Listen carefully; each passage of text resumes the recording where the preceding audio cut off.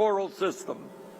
He is seeking to purge voter rolls and obtain sensitive voter data, restrict mail-in votes and early voting, redraw congressional districts for partisan advantage, and deploy federal agents around polling places.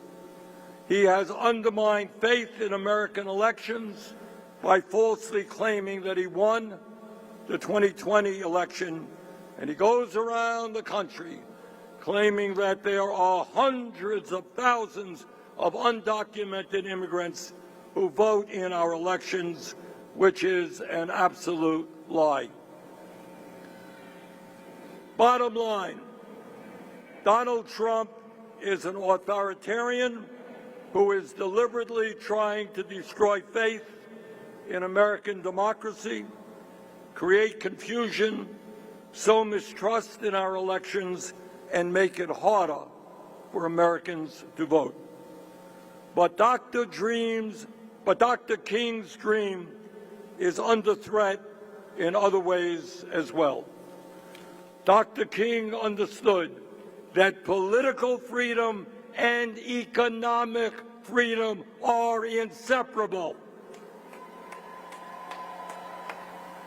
And that is why the March on Washington was not simply a march for voting rights, as enormously important as that was. It was the March on Washington for jobs and freedom. As Dr. King, a strong ally of the trade union movement, famously said, quote, "What good is having the right to sit at a lunch counter if you can't afford to buy a hamburger?" And let us never, ever forget, Dr. King was assassinated in 1968 while he was in Memphis, Tennessee, standing with exploited sanitation workers who were attempting to organize a union. Let us be clear. It's not only voting rights that are under assault today. That part of Dr. King's dream, the dream of genuine economic freedom, is also under unprecedented attack.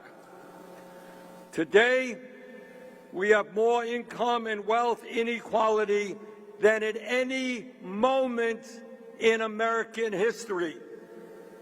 Today, 60% of our people live paycheck to paycheck, struggling to afford groceries, health care, housing, education, and the very basic necessities of life. And while this economic crisis impacts all of our people, all races, creeds, and people in every corner of our country, it continues to disproportionately affect the Black community. Black Americans continue to face higher rates of poverty, shorter life expectancy, lower rates of home ownership, greater exposure to environmental hazards, and enormous disparities in access to capital and economic opportunities. Trump's devastating cuts to health care, education, Head Start, and other programs have only made a very bad situation even worse. My friends, 63 years ago, Dr. King stood at this location and inspired all Americans, people of every color, every religion, every background, to stand together in the struggle for racial and economic justice. And as you all well know, the message he delivered back in 1963 is as true today as it was back then.